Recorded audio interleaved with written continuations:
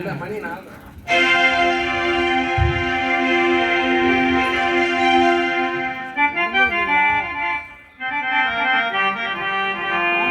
Hello, hello, hello, hello. Sambho Mahadeva. Sambho Mahadeva. Sambho Mahadeva.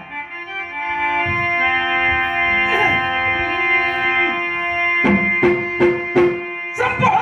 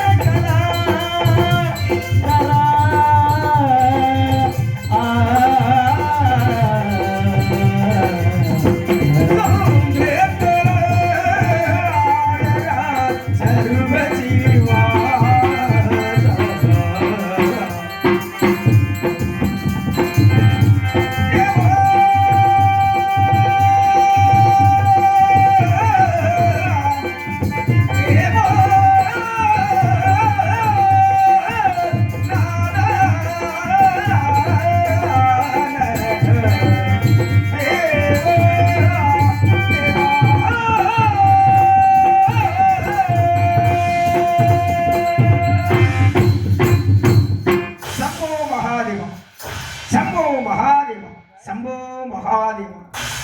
நான் இன்று அதிகாரி எனது காலை கடன்களை முடித்துவிட்டு கைநகர் விலை சென்று என் தந்தையை சிவபெருமனை சிந்தை குளிர தரிசித்து அன்னை உமையோட அன்புடன் வணங்கிவிட்டு அவர்கள் இட்ட கட்டளைப்படி புகழினை வேறாமத்தோடு குன்றுதோர் இடமெல்லாம் சென்று ஏழைகளின் குறைகளை கட்டிவிட்டு 6 மணி வீடு சென்று அறுவணி புரியும் அறுவை பக்தர்களை பார்த்து அவர்களின் குறையெல்லாம் அகற்றிவிட்டு நேராக வருவழியில் சங்கரன் கோயில் வந்தடைந்து மீண்டும் தந்தையாக சங்கரனையும் தாய் கோமதியை வணங்கிவிட்டு நேரு கிழக்கு நோக்கி 7 கழு தொலைவில் காட்சியளிக்கும் இந்த கழுகாசலத்தில் கந்தராகவும் சிவமைந்தராகவும் கணபதியின் இளையவனாகவும் கார்த்திகை பெண்களின் செயலாகவும் தமிழரின் தனி தெய்வமாகவும் தென்னாட்டு கடவுளாகவும் தீந்தமிழ் பக்தராகவும் இப்பேற்பட்ட பக்தருடைய சித்தனாகவும் பரம்பொருளுக்கும் ஆசானாகவும் சிருஷ்டி திதி சம்காரம் என்று சொல்லக்கூடிய முத்தொழிலுக்கும் முதல்வனாகவும் முருகனாகவும் சூர பதமனை ஆட்கொண்ட பலனாகவும் இந்த கழுகாசலத்திலே எழுந்திருக்கூடிய நேரத்திலே என்னை காணவர் பக்த கொடிகள் அவரவர்கள் வந்து அவரவர் கடமையெல்லாம் முறையோடு செய்து கொண்டிருக்கின்றார்கள். இருந்தாலும் அருமை மாப்பிள்ளை நாரதர் எனக்காக பொண்ணு பார்த்து வருகின்றார். அவருடைய வருகை சற்று எதிர்பார்ப்போம். பார்ப்புகளும் பழனியிலே பார்ப்புகளும்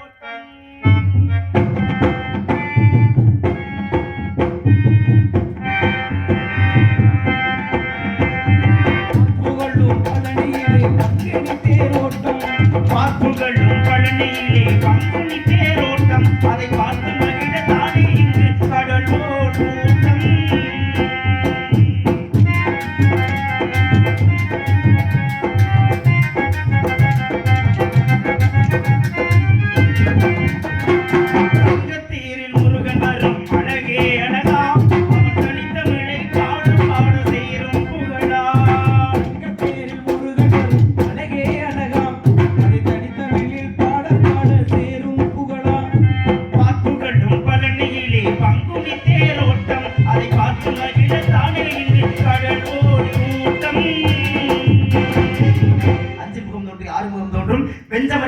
வேல் தோன்றும் நெஞ்சில் ஒரு கால் நினைக்க நிர்காலம் தோன்றும் முருகா என்று ஓதுவார்கள் முருகா முத்தமிழ் குமாரா அதிகாசன கண்டா தாழ் பணிந்தே நையரே மங்களம் உண்டாகட்டும் நாரதரே.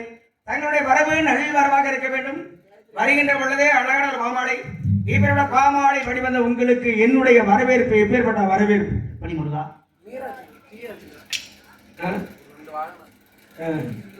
உலகத்தில் இசைப்பிரிவில் எத்தனை பேர் உண்டு? உதாரணமாக சொல்ல வேண்டும் என்றால் உங்களுடைய நண்பன் ஆர்வியர் நண்பனாகிய மருமத இசை பாடினார். சரி முருகா. தும்புர் இசை பாடினார். அகத்தியர் இசை பாடினார். ஆஞ்சநேய பெருமாள் இசை பாடினார். ராவணேஸ்வரன் உலகத்தில் இசை பாடினார். இதை காட்டிலும் இன்னும் 2 பேர் இசை பாடிக்கொண்டே இருக்கின்றார்கள். எங்கே? அப்படியே தந்தைக்கு சிவனுடைய காதிலே 2 குண்டலமாக அமர்ந்து கொண்டு இசை பாடுகின்றார். அச்சுவதரன் கம்பனதரன் அப்படி 2 பேர். உலகத்தில் எத்தனை பேர் மிகப்பெரிய மேதைகள் ஞானிகள் உலகத்தில் எத்தனை பேர் தான் கூட யாருக்குமே கிடைக்க பெறாதப்பட்ட உங்களுக்கு என்ன பட்டம்? என்ன பட்டம்? யாருக்குமே இத்தனை பேர் பாடகர் மிகப்பெரிய பாடகர்களா இருக்காங்க. பாட்டுக்கு நாரதன். பாட்டுக்கு நாரதன். பாட்டுக்கு நாரதன். பாட்டுக்கு நாரதன் அப்படிங்கிறது உலகம் இருக்கக்கூடிய விஷயங்கள். அப்பேற்பட்ட தாங்கள் உலகத்துல வல்லவனுக்கு வல்லவன் வஜகத்திலும் உண்டு. உலகத்துல யாரும் பெரிய பேச முடியுமா? கண்டிப்பா முடியாது. நம்மளோட மிகப்பெரிய ஒரு மேதைகள் உண்டு. அந்த காலத்துல பார்ப்புகளும் பழனியிலே பங்குனி தேரோட்டம் அப்படி அழகான சிறப்பு. பழனி மலையில ஏன் பங்குனி திருவிழா ஏன் கொண்டாடுறா? பங்குனி திருவிழா கொண்டாட மிகப்பெரிய நிறைய ரகசியம்லாம் உண்டு. ஆனா உங்களுக்கு என்னுடைய வரவேற்பு எப்படி எப்பேற்பட்ட வரவேற்பா இருக்கு.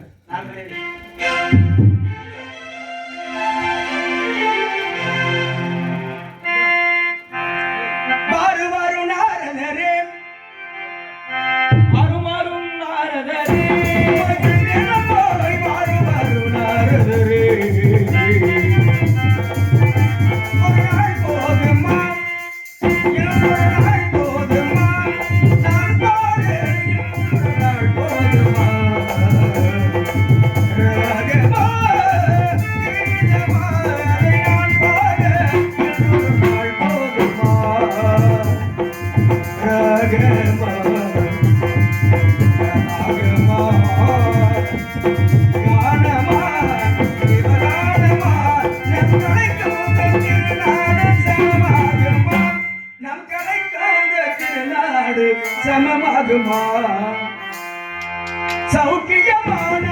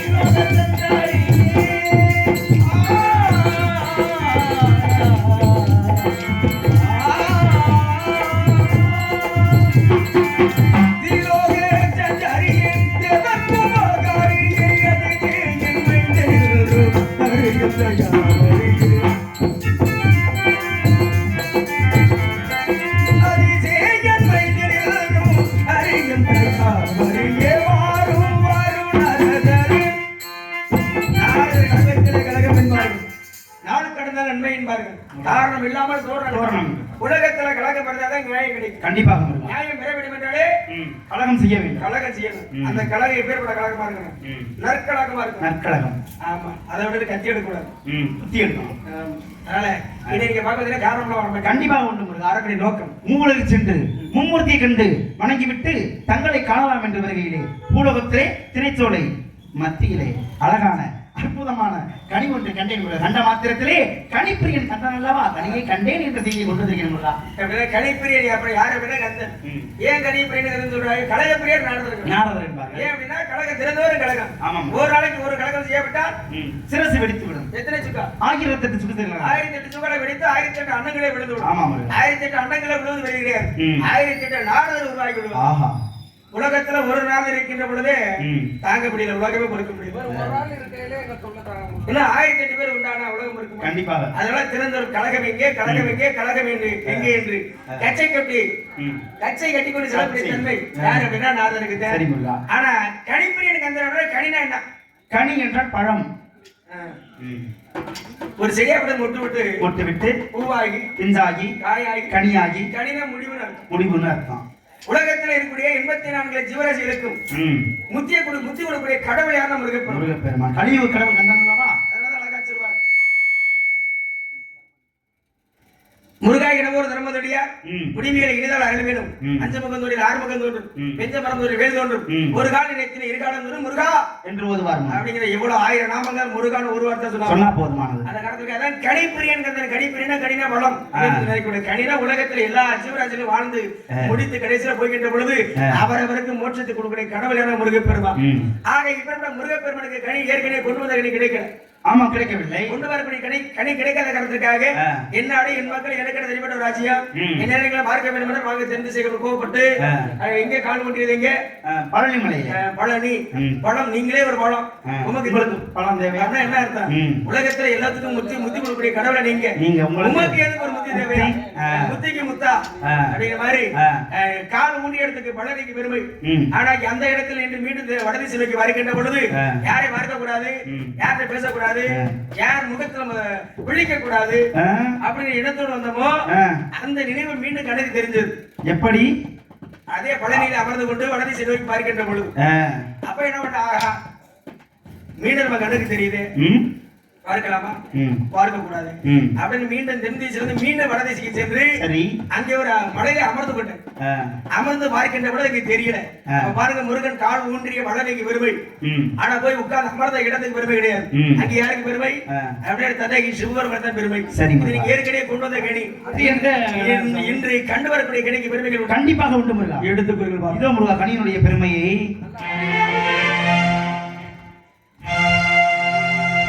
மாங்கனிக்கும் தேன்கதறி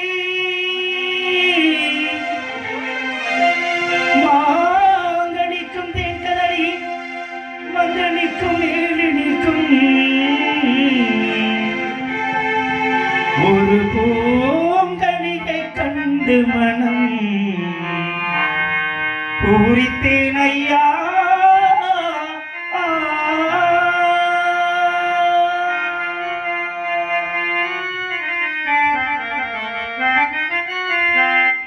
நான் கனிந்தேன் அக்கனியை, நான் கனிந்தேன் அக்கனியை இக்கணமே கொய்யாமல் கொய்தனைத்துக் கொள்வீரையா. முருகா கந்தா கடம்பா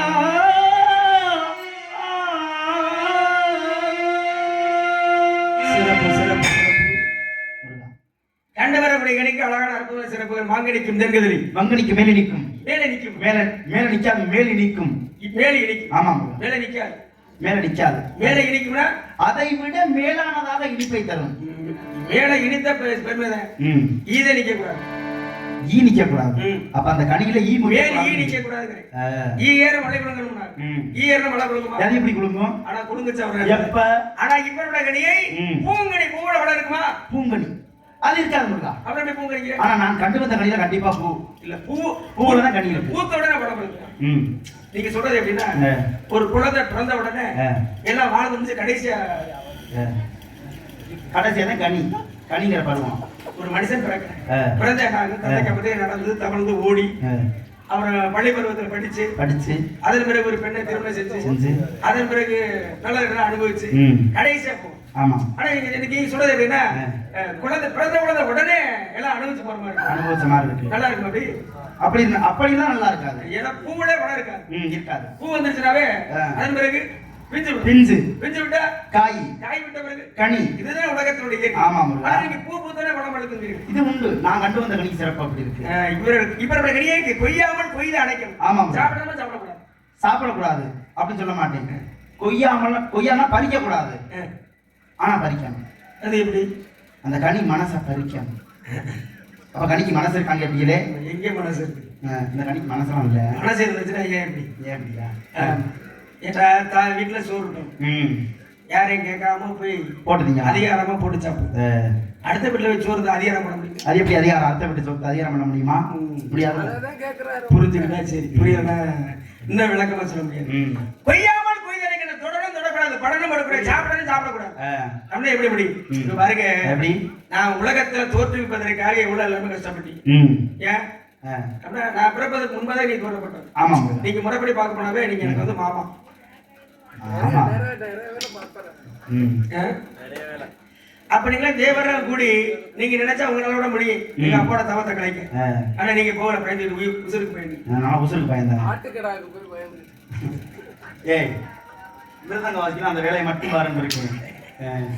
அப்ப என்ன பண்ணீங்கன்னா மன்மதனை அனுப்பி. ஆமாங்க. மன்மதன் அனுப்பி சுருக்கமா சொல்லு. மன்மதனை அனுப்பி கடந்ததற்காக மலர்கடை தொடுத்து என்னுடைய தந்தையுடைய தவத்தை கெடுத்துறதுக்கு எரிஞ்சு சாம்பலா போயிட்டான். சரி. இப்ப ரதி புலம்பி அழுதான், எனக்கு என் புருஷன் வேணும் புருஷன் வேணும். இப்ப பார்த்தா எங்க அப்பா மனம் இறங்கி, கவலைப்படாதமா, மாதத்துல ஒரு நாள் மட்டும் உன் கண்ணுக்கு உன் புருஷன் தெரிவார் அப்படின்னா. உடனே ரதி கேட்டா, சரிங்க மாதத்துல ஒரு முறை என் புருஷன் என் கணக்கு தெரிஞ்சா கூட போதும், ஆனா என் புருஷனை கண்ட உடனே அப்படியே ஆற தழுவி கட்டி பிடிக்கணும், முத்தம் கொடுக்கணும், முடியுமா முடியுமா அப்படின்னா. அதெல்லாம் முடியாதுமா. ஏன் ஏன் உன் புருஷன் உன் கண்ணுக்கு மாதத்துல ஒரு நாள் மட்டும் தெரியுதா, நிழலா தெரிவார். நிழலை பிடிக்க முடியுமா? நிழலை எப்படி பிடிக்க முடியும்? அணைக்க முடியுமா? அணைக்க முடியாது. முத்தம் கொடுக்க முடியுமா? முடியாது. அது மாதிரி இருக்கு பேச்சு. கொஞ்சம் ஆனா கொஞ்சம் கொய்யக்கூடாது, அணைக்கணும், சாப்பிடக்கூடாது, சாப்பிடக்கூடாது. அழுத புலம்பனா ரவி, என்னுடைய புருஷன் உடலோடு எனக்கு வேணும். அதே மாதிரி எங்க அப்பா வரம் கொடுத்தாரு, என்னுடைய புருஷன் உடலோடு முன்பு எப்படி இருந்தாலும் அப்படியே அந்த வடிவத்திலே கிடைப்பார் அப்படின்னு. ஆனா எத்தனை வருடம் கழித்து, அப்புறம் 1500 வருடத்துக்கு பிறகு சரி எங்கே பிறந்தார், மீண்டும் மன்மதன் எப்படி பிறந்தார் உங்களுக்கு தெரியும். அது மாதிரி இதை வந்து சாப்பிடணும் சாப்பிடக்கூடாது என்பது வித்தியாக இருக்கின்றது. இந்த கனிவுடைய முழு விளக்கத்தை தெரிஞ்சதை எனக்கு புரியும். கனிக்குரிய சிலாக்கியம்.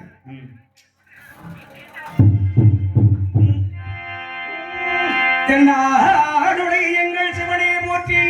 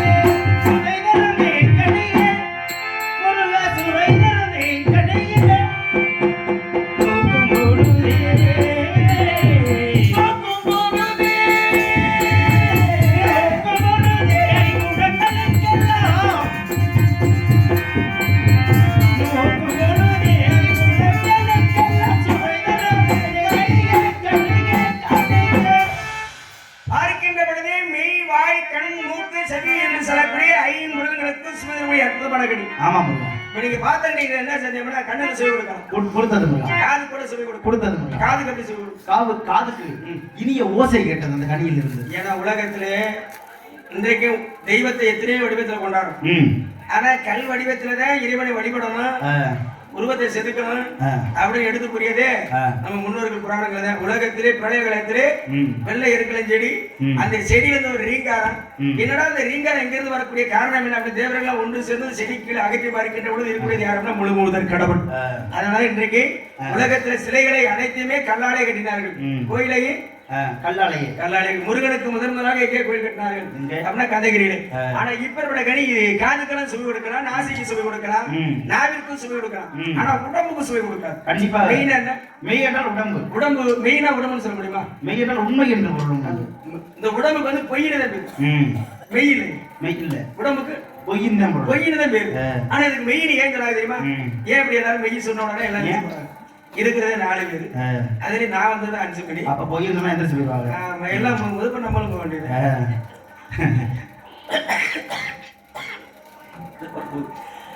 மெய் என்று சொல்லக்கூடியது என்ன? உடம்புல இருக்கிறது உயிர். இந்த உயிருக்கு பேரு மெய். அந்த மெய்யான உயிரை இந்த பொய்யான உடம்பு சுமக்கிறது. அதனாலதான் இதுக்கு பேரு மெய்யின் பேரு. இப்ப கடி பச்சைகள் கண்டாகி நேரம் அதை பற்றி பச்சிடாதோ சொல்லி, பச்சைகள் கண்டாகி நேரம் அதை பற்றி பச்சிடாதோ சொல்லி, பச்சைகள்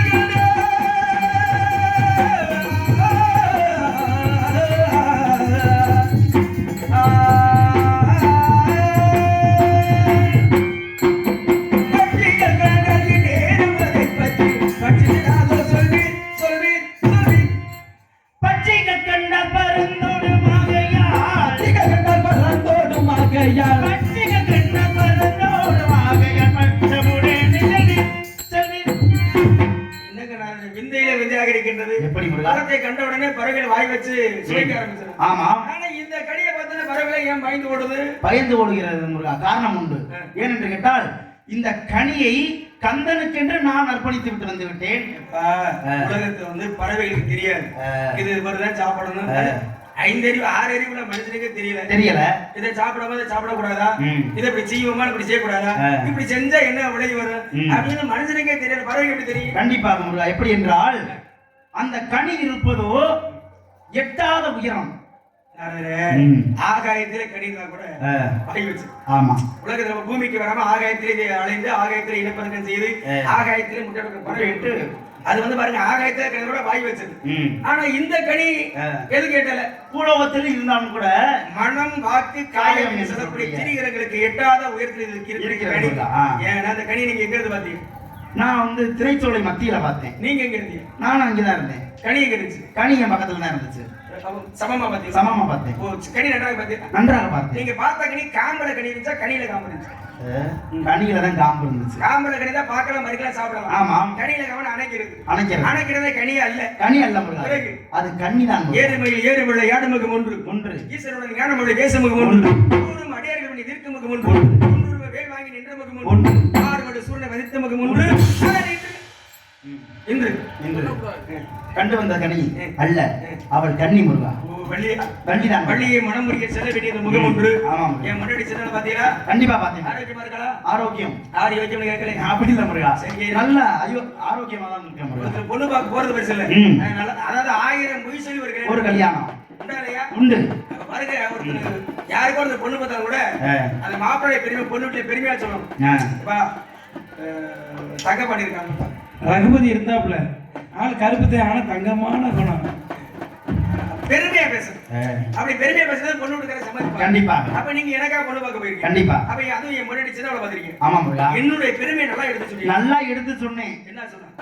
ஆனால் வந்த பெயரோ கெட்ட பெயர் தான் வந்தது. இல்ல, என்னுடைய பெருமையை சொல்லுகின்றப்ப என்னை பற்றி நான் பெருமையை சொல்லும் பொழுது ஆண்டியாக இருக்கும் அவரை திருமணம் செய்ய முடியாது. அவர் ஏற்கனவே ஒரு திருமணம் ஆகிற்று, நான் திருமணம் செய்ய முடியாது. உங்களை எவ்வளவு வேணாலும் சொல்லலாம் முருகா, ஆனா உங்களை எவ்வளவு வேணாலும் சொல்லலாம். என்னைய பார்த்து சொன்ன வார்த்தைனால என்ன வார்த்தை? கூட்டி கொடுப்பவர் என்று என்னை நான் கூட்டி கொடுக்கிறேன். என்ன முருகா, காதலி பக்கம் சேர்த்து பேசுகிறீர்கள்? ஊரு உலக புருஷன் முன்னாடி சண்டை செல்லாம ஓட்ட முடியாது. ஆமா. என்ன ஏன் வேணாம்னு சொல்றேன்? நம்ம எங்க புருஷன் வரலையே, நம்ம பார்க்கவில்லையே, இப்படி தனிமையிலே காக்க வச்சிருக்காரு, அப்படி ஏன் மேல இருக்கிற கோவத்திலே முன்னாடி பேசுறேன். புருஷன் முன்னாடி சண்டை இருப்பது தவறு கிடையாது. சண்டை இருந்தது குடும்பமே இல்ல. சண்டை போட்டுக்கணும், பகல்ல சண்டை போட்டுக்கணும், இரவுல ஒண்ணு சேர்த்துக்கணும். அதான் குடு இன்பம் குடும்பம் ஊடலும் கூடலும். ஆமா. என்னுடைய முன்னாடி நீ 1000 பேசுறது ஏசணும், அவ 1000 ஏன் முன்னாடி. ஆனா உங்களை பார்த்து கூட்டி கூட ஒரு முக தோற்றமே அப்படிதான் இருக்கு முருகா. என்ன காரணம்? எப்படி கூட்டி கொடுக்குற கை தேர்ந்தவர் யார் அப்படின்னா நான் இருந்தேன் முருகா. அப்ப நீங்க அதாவது என்னுடைய திறன் வேற, உங்களுடைய திறன் வேற. நீங்க நேரடியா போய் அதாவது கண்ணுக்கு தெரியக்கூடிய வேற, கண்ணுக்கு புலப்பட அருவம் வேற, உருவம் வேற. அப்ப பாருங்க, நீங்க வந்து உருவத்தோட போய் ஒரு இடத்துக்கு போய் கூட்டி நிறைய கொடுக்குறீங்க. அதெல்லாம் உண்மை. யாருக்கு தெரியாம பண்ணி கூட்டி கொடுக்குறீங்க? தெரிஞ்சவங்க கூட்டி கொடுக்குறீங்க, தெரியாம தெரியாம குட்டி கொடுக்குறது. ஓஹோ. தெரிஞ்ச குட்டி கொடுக்கறது வேற, தெரியாம குட்டி குட்டி கொடுக்கறது கொடுக்கறது வேற. இவ்வளவு விஷயம் தெரிஞ்சு வச்சிருக்கீங்க. தெரிஞ்ச குட்டி கொடுக்கறது அது ஊர் உலகம் தெரியும். ஆ. ஆனா தெரியாம குட்டி குட்டி கொடுக்கும். யாருக்குமே தெரியாம. உலகம் யாருக்குமே தெரியாம. இப்ப பாருங்க அடுத்த தடவை நிறைய குட்டி குட்டி கொடுப்பாங்க. யாருக்குமே தெரியாது. ஆனா இரவோட குட்டி குட்டி கொடுத்துட்டே இருப்பாங்க. ஆமா. 2026ல அதனால நிறைய குட்டி குட்டி கொடுப்பாங்க. எதை அப்படின்னா அறிவு இல்லாதவருக்கு அறுவடை குட்டி கொடுப்பீங்க. பொன் இல்லாதவர்களுக்கு பொன்னை கொட்டி கொடுப்பது, பொருள் இல்லாதவர்களுக்கு பொருளை கொட்டி கொடுப்பது. ஆனா பணம் நிறைய கூட்டி கொடுக்குற காலங்கள் நெருங்கிருச்சு. ஆமா. அது மாதிரி நீங்க நிறைய பணம் காசுல நிறைய கூட்டி கொடுக்கிறவர். அதனாலதான் வண்டி முகத்தை பார்த்த உடனே நாரதன் மிகப்பெரிய வள்ளல், கொடுத்து கொடுத்து சிவந்த கரங்கள். அதனாலதான் உங்களுக்கு கூட்டி கொடு. இதெல்லாம் தவற நினைக்க கூடாது. இப்ப நான் போய் முன்னாடி பேசுறேன். நீங்க திருமணத்துக்கு ஏற்பட்ட சரியில்லை முருகா, இப்படி போகக்கூடாது முருகா. எப்படி போகணும்? அவள் இருப்பதோ கானகம். சரி. கானகத்தில் இருந்து அவள் சோ என்று பறவை ஓட்டிக் கொண்டிருக்கிறாள். அண்ணவளை எவ்வாறு செல்ல வேண்டும் என்றால் வேடுவராக உருமாறி இப்படியே போக கூடாது. இப்படியே சென்றால் அவள் இருப்பதோ மெய்ஞானம், அஞ்ஞானம். மெய்ஞானத்தை புகுற்ற வேண்டும் என்றால் உலகத்துல பிறக்கூட எல்லா ஜீவராசிகளுக்குமே அஞ்ஞானம்னா இருள். இருள். ஒரு தாயோட வயிற்றில் இருக்கின்ற பொழுதுதான் பூர்வ ஜென்ம பலன் மெய்ஞானம் தெரியும். ஒரு தாயோட வயிற்று விட்டு கீழே விழுந்து விட்டால் அஞ்ஞானங்கிற இருள் தான் தெரியும். அதனாலதான் குழந்தை பிறந்த உடனே அழுகும். அந்த இருளுக்குள்ளே வள்ளியும் மூழ்கி இருக்கின்றார். அந்த அஞ்ஞானத்தை அகற்றுவதற்காக முருகனாகினான் வேடனாக பிறந்தாங்க. அதனால் வாதங்கள் பல புரிய வேண்டும். அப்பதான் கண்டிப்பா இன்னைக்கு வாதம் எதிர்பார்க்கிறேன். வாதங்கள் பல புரிந்து எங்களுடைய திருமணத்தில் கந்தர்வமனை என்று சொல்லிய திருட்டு மனம், களவு மனம் எப்போ விடுதலைப்படியா வாதம் புரிய வேண்டும். அதுவும் 13 வயசு பிள்ளை உங்களுக்காக. 13 வயசு பிள்ளை திருமணம் என்ன தெரியுமா? என்ன முருகா? 13 வயசு பிள்ளை திருமணம் செஞ்சா என்ன நடக்கும்? என்ன நடக்கும்? பாலியல் பலாத்காரம்னு உள்ள போயிடும். சரிங்க, நீங்க திருமணத்துக்கு வருவீங்க? கண்டிப்பாக வருகிறேன் முருகா. என்ன கொண்டு வருவீங்க? நான் வர்ற பாமாலை பாடி கையில் இரு பூமாலையோடு வருகிறேன். பூமாலை கொண்டு வரும் முடிவெடுக்க தாங்கள் இம்மாலை தருவீர்கள் என்று கேட்கலாம். உலக மக்கள் அனைவருமே புகழ்முடைய புகழ் மாலை உண்டாச்சு.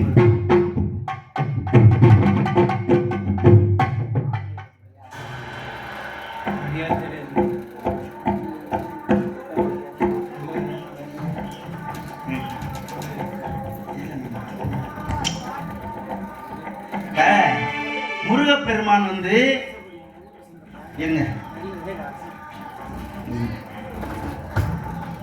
முருகப்பெருமான் யார? முருகப்பெருமானும் திரு வள்ளியும் காதல் மனம். சரியா? அப்ப 2 பேர் காதலிக்கிறாங்க அப்படின்னா சேர்த்து வைக்கிறது யாரோட வேலை? ஏன் வேலை. அது மாதிரி நீங்களா யாராச்சும் காதலிச்சா சொல்லிருங்க என்கிட்ட அந்த காதல். சரிங்களா? காரணம் உண்டு. ஏனென்று கேட்டால் எப்பொருள் யார் வாய் கேட்பினும் அப்பொருள் மெய்ப்பொருள் காண்பது அறிவு என்பது ஐயன் வள்ளுவருடைய வாய்மொழி. அதுபோல நாடகத்தை வைக்கிறோம்னா அதில் கருத்துக்களை காண வேண்டும். என்ன கருத்துக்கள் அப்படின்னு கேட்டா 2 விஷயம். என்ன இப்ப எப்படின்னு கேட்டா, ஒரு திரைப்படம் 3 மணி நேரம் ஓடுது அப்படின்னா அந்த திரைப்படத்தை 3 வரியில சொல்லிட்டு போயிடணும். ஒருத்தர் கேட்கிறேன், அந்த திரைப்படத்தில் என்னடா கதை கரு அப்படின்னு கேட்டா, இதுதான் கதை கருன்னு 3 வரியில சொல்லிடலாம். 3 மணி நேரம் பார்த்த திரைப்படத்தை 3 வரியில சொல்லிடணும். ஒரு புத்தகம் இருக்குன்னா 100 பக்கம் படிக்க வேண்டிய புத்தகத்தை அடுத்தவன் கேட்கும்போது இந்த புத்தகம் என்ன சொல்கிறது அப்படின்னா 4 வரியில சொல்லிட்டு போயிடணும். இந்த புத்தகத்தில் தாண்டா கதை அப்படின்னு. அதுபோல ஒரு நாடகத்தை இன்னைக்கு 8 மணி நேரம் பார்க்குறோம்னா 2 வரியில சொல்லிட்டு போயிடணும். ஒவ்வொரு நாடகம் என்னென்ன கதையை வச்சிருக்கு அப்படின்னு. காரணம் உண்டு. ஏன்னு கேட்டா, ஒரு ஹரிச்சந்திரன் கதை பார்க்குறோம்னா அந்த கதையினுடைய கதை கரு என்ன தெரியுமா? ஹரிச்சந்திரன் எவ்வளவு இக்கட்டான சூழ்நிலையும் பொய் சொல்லலை. அதுபோல நம்மளும் பார்த்து இந்த நாடகத்தை பொய் சொல்லாம வாழணும்னு எடுத்து இயம்பக்கூடிய நாடகம் என்ன நாடகம்? ஹரிச்சந்திரனுடைய நாடகம். அதானே? இதுவே சத்தியவான் சாபத்திற்கு நாடகம் இருக்குது. அந்த நாடகத்துடைய கதை கரு என்ன அப்படின்னு கேட்டா, தன்னுடைய புருஷனை போய் யமப்பட்டணம் வரைக்கும் சென்று மீட்டுட்டு வந்தா. எப்படி? கற்புத்தன்மையாள். அப்ப அந்த நாடகத்தை பார்த்தா நம்மளும் கற்புத்தன்மையோட இருக்கணும் அப்படின்னு அந்த நாடகம் எடுத்து இயம்புகிறது. இதுவே சித்தரவள்ளின்னு ஒரு நாடகம். அதுல கதை கரு என்ன தெரியுமா? மாற்றான் மனைவியை நம்ம நினைச்சோம்னா, அடுத்தவன் கொண்டாடிய நம்ம நினைச்சோம்னா என்ன கதிக்கு ஆளாகும் அப்படிங்கிறத எடுத்து இயம்பக்கூடிய நாடகம் எந்த நாடகம் கேட்டா அதுதான் அதாவது சித்திரவள்ளிங்கிற நாடகம். சரிங்களா? ஆனா இந்த வள்ளி திருமண நாடகம் எது தெரியுமா? கதையை எடுத்து இயம்புது மிகப்பெரிய 2 கருத்து இருக்கு. சாதிகள் 2 வேறில்லை சாற்றுங்கால் நீதி வலுவா முறையில் வேதில் இட்டார் பெரியார் இடாதார் வெளி குலத்தார் பட்டாங்கில் உள்ளபடி அமைப்பிராட்டி சொன்னது. இந்த உலகத்துல எத்தனை சாதி இருக்கு அப்படின்னு கேட்டா, மற்றவெல்லாம் சொல்லுவது ஆண் சாதி அப்படின்னு சொல்லுவாங்க. ஆனா அவை பிராட்டி வித்தியாசப்படுத்தி சொன்னான். ஜாதி 2 சாதி. என்ன தெரியுமா? பிறருக்கு கொடுத்து உதவும் மனப்பான்மை உடையவர்கள் உயர் ஜாதி. வச்சுக்கிட்டே வஞ்சகம் பண்ற குணம் உடையவர்கள் இழிவான ஜாதி அப்படின்னு சொன்னான். ஆனா முருகப்பெருமான் என்ன தெரியுமா சொன்னார் வித்தியாசமா? வள்ளியை வேணும்னா பூலோகத்துல வேற குலத்துல பிறக்க வச்சிருக்கலாம். எந்த குலத்துல பிறக்க வச்சா தெரியுமா? குறவர் குலத்தில் பிறக்க வைத்து திருமணம் பண்ணிக்கிட்டாரு. அப்ப முருகன் என்ன சொல்றாரு? கடவுளாகிய நானே குறவர் குலத்துல பிறக்க வச்சு திருமணம் பண்ணிக்கிட்டேன் அப்படின்னா ஜாதிகள் இந்த உலகத்துல கடவுள் நானே பார்க்கல, எல்லாம் சமத்துவமா இருக்கணும் ஐயா அப்படின்னு கலியுக கடவுள் கந்த பெருமான் ஒரு கருத்தை எடுத்து எம்புறாரு. நல்லது. ரெண்டாவது கருத்து என்னன்னு கேட்டா, சுழன்றும் ஏற்பின்னது உலகம் அதனால் உழந்து முழவே தெரியும். யார் சொன்னது? திருவள்ளுவர் சொன்னாரு. உலகங்கிறது உருண்டடா, அந்த உலகம் வந்து சுத்திக்கிட்டு இருக்கிறான்னு சொல்லி யாரு சொன்னா? கலிலியோ சொன்னாரு. கல்லை விட்டே அடிச்சாங்க. ஆனா அதுக்கு முன்னாடி 2000 வருஷத்துக்கு முன்னாடியே திருவள்ளுவர் சொன்னார் சுழன்றும் ஏற்பினது உலகங்கிறது உருண்டை சுத்திட்டு இருக்கிறான்னு. யார் சொன்னது? திருவள்ளுவர் சொன்னாரு. சரிங்களா? அப்ப அவர் என்ன தெரியுமா சொல்லி வச்சாரு? இந்த ஒளிவாங்கியை கண்டுபிடிக்கிறவர் பின்னாடி போனோம்னு வச்சுக்க சோறு திங்க முடியாது. இந்த வண்டியை கண்டுபிடிக்கிறவர் பின்னாடி போனா சோறு திங்க முடியாது. செல்போனை கண்டுபிடிச்ச பின்னாடி போனா சோறு திங்க முடியாது. யாரு பின்னாடி போகணும்? சுழன்றும் ஏர் பின்னது உலகம் அதனால் உழந்து முழவே தெரியும். ஏர் பிடிச்சவன் கை பின்னாடி போனா சோறு திங்க முடியும் அப்படிங்கிற கருத்து இந்த வள்ளி திருமணத்தில் எப்படி தெரியுமா? கடவுளை கட்டிக்க போற வள்ளியாவே இருந்தாலும் சரி விவசாயத்தை பார்க்கணும் அப்படிங்கிறத வள்ளி பூலோகத்தில் பிறந்து எடுத்து எம்மினார். 2 கருத்து இருக்கா? அப்ப இந்த வள்ளி திருமண கதை கருவை இந்த 2 வரியில சொல்லி முடிச்சிடலாம். அதனால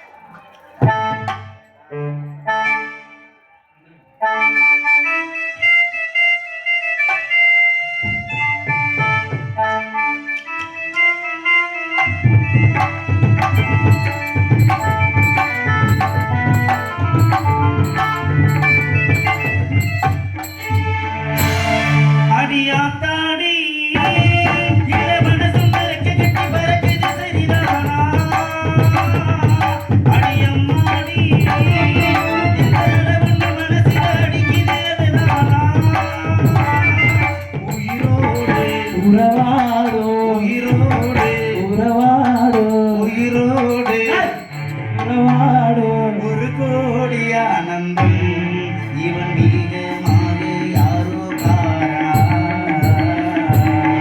அடியாத்தாடி மனசு பறக்குது சரிதானா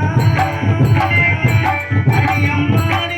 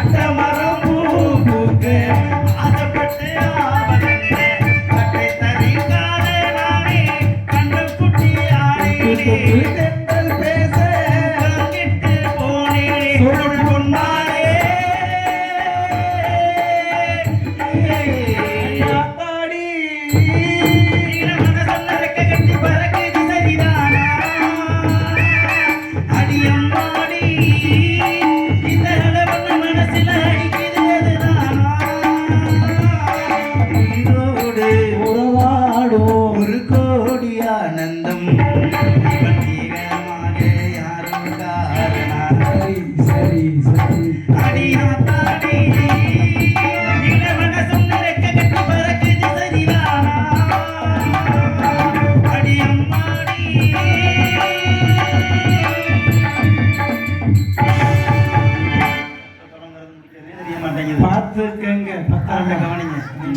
அப்ப நாடகத்தின் கதை கருவை காண வந்திருக்கக்கூடிய ஊர் பொதுமக்களுக்கு முதல்ல சிறந்த ஆழ்ந்த நன்றி கலந்த வணக்கம். ஏன்னு கேட்டா ஊரில் நினைச்சிருந்தா ஒரு ஆடல் பாடல் வச்சிருக்கலாம், இல்லை ஒரு கரகாட்டத்தை வச்சிருக்கலாம். ஏன்னா இயல் தமிழ், இசைத்தமிழ், நாடகத்தமிழ் அப்படிங்கிறதுல முத்தமிழ்ல 3வது தமிழா வச்சிருந்த இயல் இசை கரகாட்டம் சொல்லல, இயல் இசை திரைப்படம் சொல்லல, இயல் இசை நாடகம்னு சொன்னாங்க. காரணம் உண்டு. ஏன்னு கேட்டா நாடகத்துல மட்டும்தான் பாமர மக்களுக்கும் நடிப்பை எடுத்து இயம்பி கூறக்கூடியது நாடகம் மட்டும்தான். சரிங்களா? ஏன்னா அம்மன் முன்னாடி அம்மன் தானே, மகா மாரியம்மன். மாரியம்மன் இப்ப நம்ம வீட்டுல அப்பா அம்மா இருப்பாங்க, அம்மாவையும் அப்பாவையும் கூட்டி கொண்டாந்து உட்கார வச்சுக்கிட்டு ஆடல் பாடல் பார்க்க முடியுமா? கரகாட்டம் பார்க்க முடியுமா? முடியாதுல்ல. அதுபோல நம்ம வீட்டில் இருக்கிறவ ஆத்தா, அப்ப இவ யாரு? நாங்களாம் இப்படி அரவர ட்ரெஸ் ஆடையை ஊற்றிக்கிட்டு ஆடுறதை பார்க்குறோம் கோயில் முன்னாடி. நாங்கள் பார்க்கறது இல்லாமல் மாரியாத்தா நீனும் பாரு அப்படிங்கிற மாதிரி ஆகுது உலகம். சரிங்களா? அப்படியெல்லாம் இல்லாம நாடகத்தை வைத்த ஊர் பொதுமக்களுக்கு முதல் நன்றி. மற்றும் என்னுடைய குரலை மேலவங்க செய்த ஒளிபெரி கிளையதாரர்கள் அம்மன் ஆடியோஸ் சிப்பாம்பட்டி ஒளிபெரி கிளையதாரர்களுக்கும் இன்று ஏன் பாடலை அழகுபடுத்த நினைச்சு அதிகப்படுத்தாம அழகுபடுத்திய பக்கமேலதாரர்களுக்கும் மற்றும் சில கலைஞர்களுக்கும் முக்கியமா ஒண்ணு, நாடக அமைப்பாளர் குளித்தலை வெங்கடேஷ். புதுக்கோட்டையில என் காலாண்டு மட்டும் தெரியாது போல அவருக்கு. இன்னைக்கு வாய்ப்பு கொடுத்த அந்த ஒளிபெருக்கி அந்த அமைப்பாளர் நாடக அமைப்பாளர் வெங்கடேஷ் அண்ணார் அவர்களுக்கும் சிறந்தாத நன்றி கலந்த வணக்கம். எக்கோ இல்ல, இன்னைக்கு நீ வச்சு செஞ்சுட்டு நீ இங்க நீ போகக்கூடாது. ஆன்சர் சொல்லிட்டா என்னம்மா?